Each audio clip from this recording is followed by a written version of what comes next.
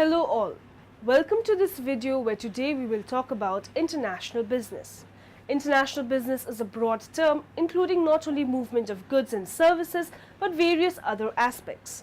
Let us learn the definition and the evolution of international business in detail. International business can be defined as any business that crosses the national borders of a country. It includes importing and exporting, international movements of goods, services, employees, technology, licensing and franchising of intellectual property, trademarks, patents, copyrights, and so on. International business includes investment in financial and immovable assets in foreign countries, contract manufacturing or assembly of products for local sale or for export to other countries, establishment of foreign warehousing and distribution systems, and import of goods from one foreign country to a second foreign country for subsequent local sale is part of international business. There are various factors that affect international business.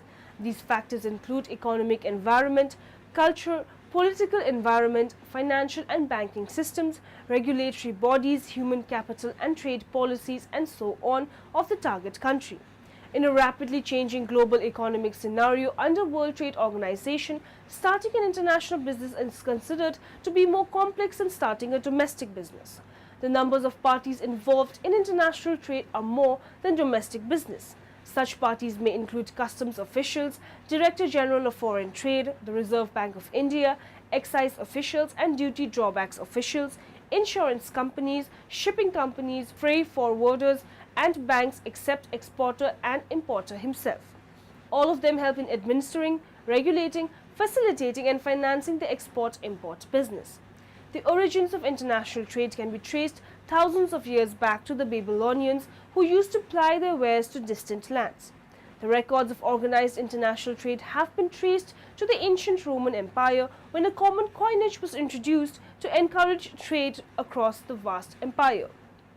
The proof of ancient trade routes is found in the regions of Egypt, Arabia, Greece, Asia and Mesopotamia. The well-known Silk Road and spice routes were the epitome of international business. The Silk Road was an overland trade route from the Mediterranean Sea to China, developed during the Han Dynasty between 200 BC and 8 AD. This 6,000-kilometer long route ran from the Mediterranean Sea to the early Chinese capital of Hangman. Goods like perfumes, fine fabrics, silk and spices were traded from various European ports to China and other places in between. Let's now talk about the need for companies to expand into foreign markets and the benefits companies get from international business. Low-cost production. A company can take advantage of low-cost production outside its domestic operations by identifying a nation where the labor is cost-effective and in abundant supply. For example, countries like China, Philippines, and Mexico offer such low-cost production opportunities. Strategic resources. A company utilizes many valuable resources available in a foreign country either by importing from that country or by setting up a subsidiary, manufacturing, or a production plant in that country. These resources can be human or natural resources like minerals. For example, India has an abundance of skilled engineers and many global companies take advantage of this resource by either setting up a subsidiary in India or through their partners. Large customer base. Expanding into markets of foreign countries leads to exposure to more customers, better revenues, increased profits and lateral growth. This scenario is ideal when the company has already established products in its domestic market.